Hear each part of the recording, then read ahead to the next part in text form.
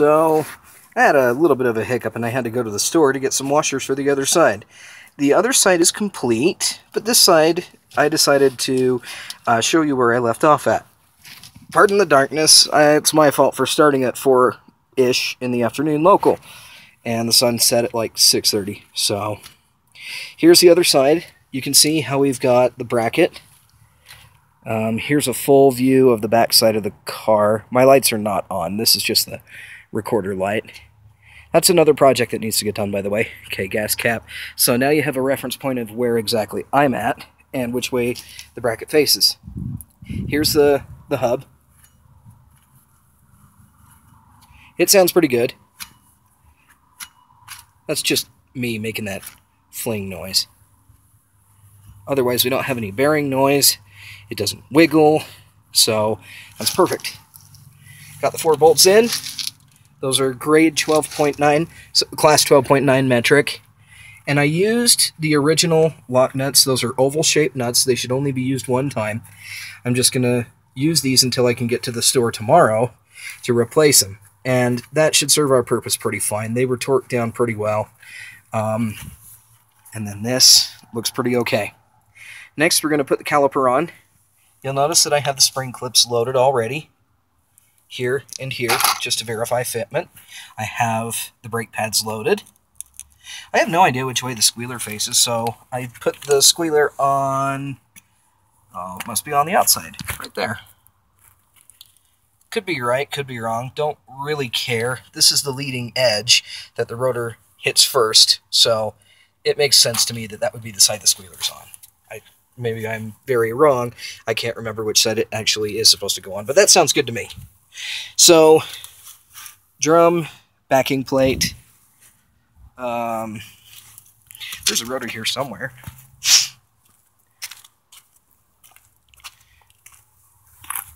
There it is. Got some brake fluid on it. I have to clean it off. I should put that on. Zoom, zoom. 300 horsepower. Let's blow something up. So because I got some brake fluid on this one, we are cleaning it up. Do not get brake fluid on your brake pads. You will ruin it. Just about instantly. Brake fluid tries to get to the bottom of brake pads. The friction material is not very resilient against brake fluid. Kind of, sort of. Not really. So I'm just going to use some caliper cleaner to clean this up. It's a distillate very similar to brake parts cleaner, so it'll be okay. Same diff.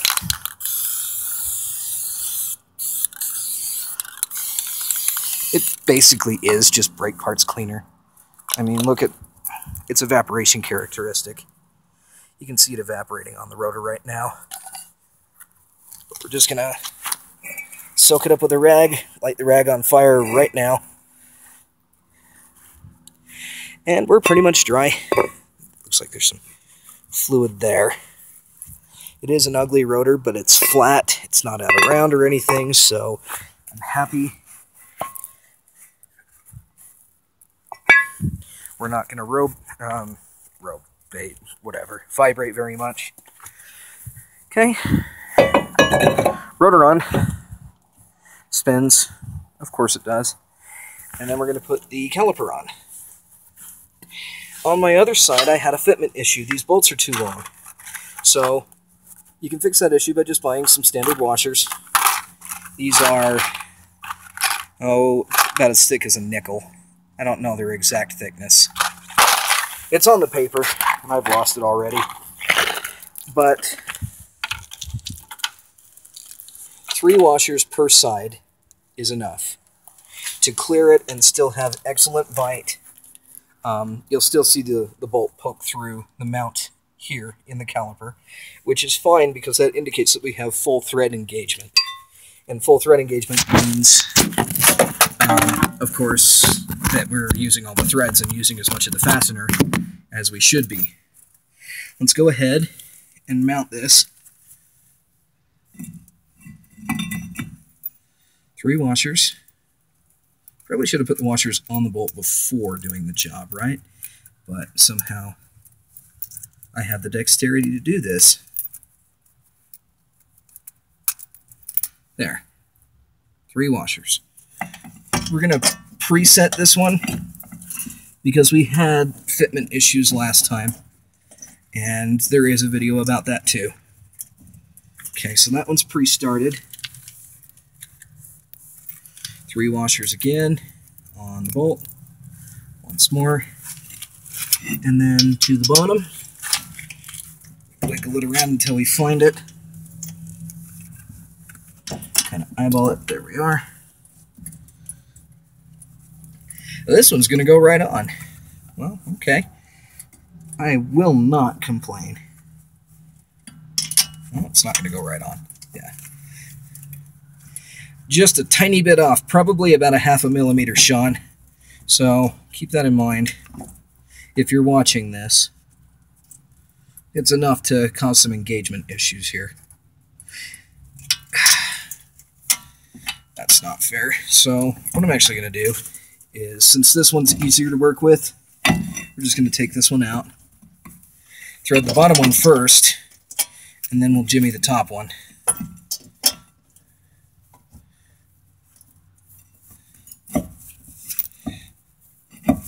So the bottom one, you kind of have to get it by hand almost all the way, just because of the clearance that's in here. There's not very much for a ratchet. So, thumb cramp, been doing this too long. If you have a ratcheting wrench, you're going to win here. You're going to love yourself. But this is what I'm talking about. We'll just let you see it. So I'm going to put on a 10 millimeter socket on my ratchet. And see the way that it doesn't clear? It's close. Even from the bottom side, it's pretty close. But it's not exact. And actually, I think we can probably just better leave that on. So we're just going to actually bring that forward and flush. Okay, now we have clearance. And as I mentioned, we're going to get this mostly tight, not completely, because we need to get this to fit right. Gap is closing.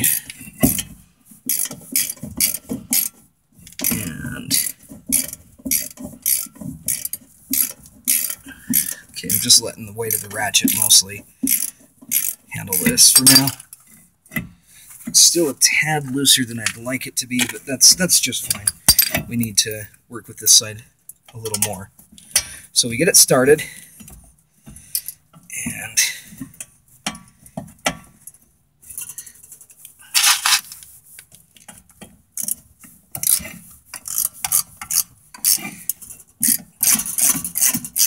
okay, we got it.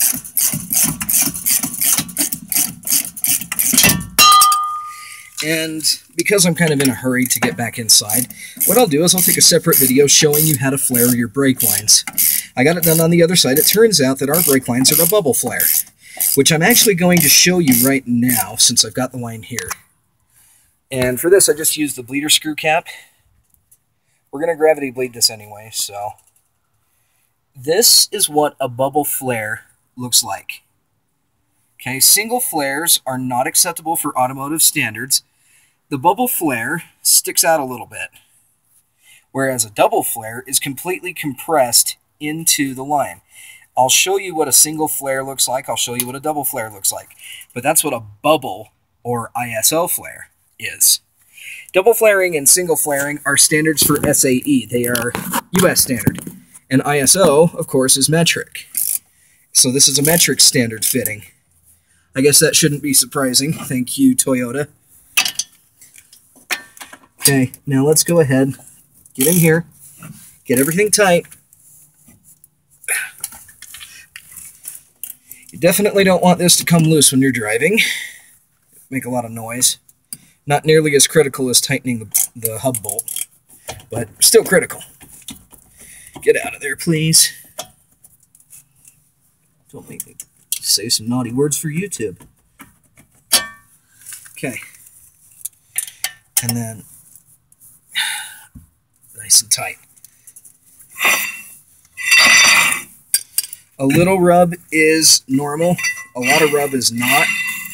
So one thing that you're going to want to do to kind of check everything, hopefully you can see me putting on a couple of lug nuts. We're going to do this to test out of round.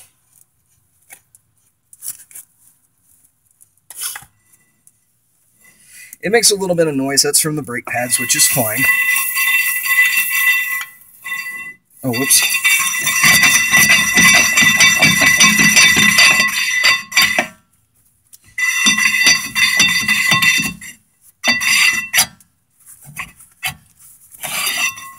Now this has a little bit of crap in it, so it doesn't quite sit flush just yet, but it will. And when it sits flush, it actually sounds really nice. The other side did. You could probably see right now, this is not anywhere close to flush. We got a little bit to go here. It's just dirt on the hub is what that is. And I'll fix that in a second.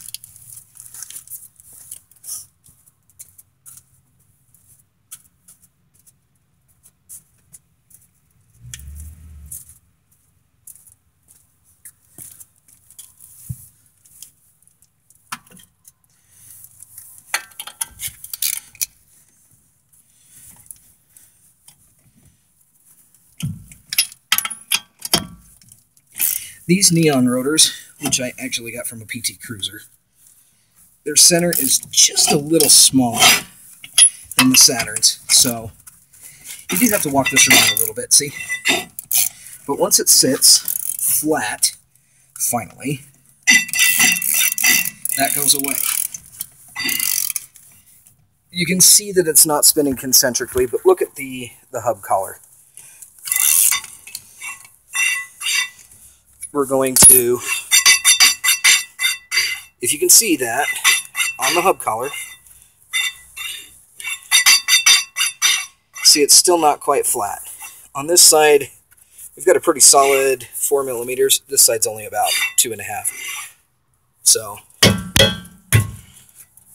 see, that's significantly better. So when you torque the wheel down, it'll stop doing that. So if you're at this point, you've got 2 lug nuts on, and you're still hearing it scrape, don't fret. Just check to make sure that you have clearance between the rotor and this bolt, which we do.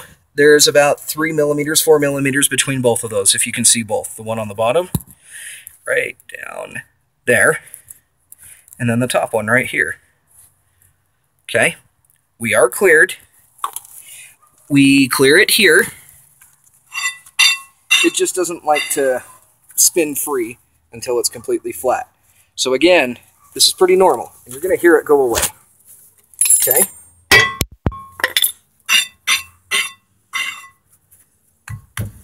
And this is actually going to be a little better if we just do it this way. My drill died, or it's mostly dead, so this is not going to be exciting.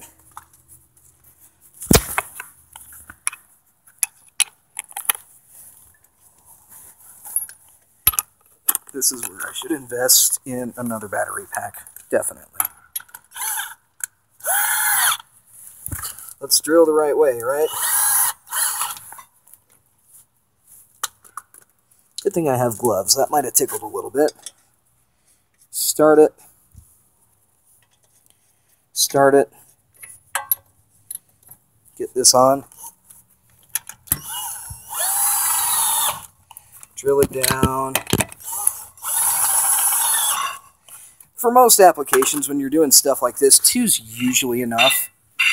But because we have a rotor that doesn't like to sit flat, we are going to want to take this just about all the way down, just to make sure. And you really should use washers in between the rotor and the lug nuts. But I think we're going to end up being okay here still, because we're not really cinching it down. We're just going pretty mild. Even with aluminum lug nuts like these, we're still going to be okay, I think. You're only going to go about hand tight. Just follow your regular star pattern. And you're going to feel that every time you come around, it's going to feel loose until you finally get it tight. Okay? So, hand, oops, follow a normal star pattern. See, it just keeps moving. Now we're starting to get tight, which is good. That's tight. That's tight. That's tight. Tight. And tight. This should sound a lot better. See? So don't be worried because at first you hear it scraping like crazy, because this doesn't fit perfectly. Or maybe we can backtrack in the sense that it actually does fit perfectly and normal applications do not.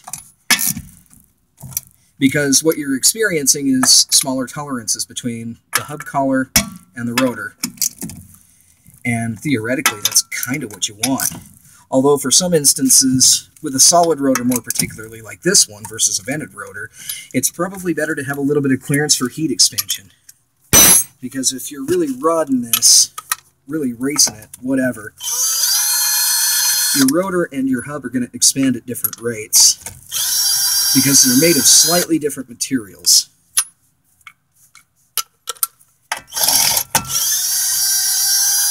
On the upswing of things, rotors are designed to dissipate heat rapidly, assuming they receive proper airflow. Aftermarket wheels do have a tendency to reduce that airflow, and since I haven't been able to verify this, but I think 15-inch wheels don't necessarily work right, if I remember hearing that. Correct me if I'm wrong, guys, because I definitely don't feel like being wrong, but I can be. And you're going to put on 15 or 16, 17-inch wheels to clear this. Kind of looks like a 15 would clear it. I don't know. Anyway, if you're putting on aftermarket wheels, which I'm going to assume that most of us are, make sure you have some that flow air really well. I'm pretty sure mine don't. They look like clown wheels, and that causes me a little concern, not gonna lie. Okay, well, until we get to the brake line portion, enjoy.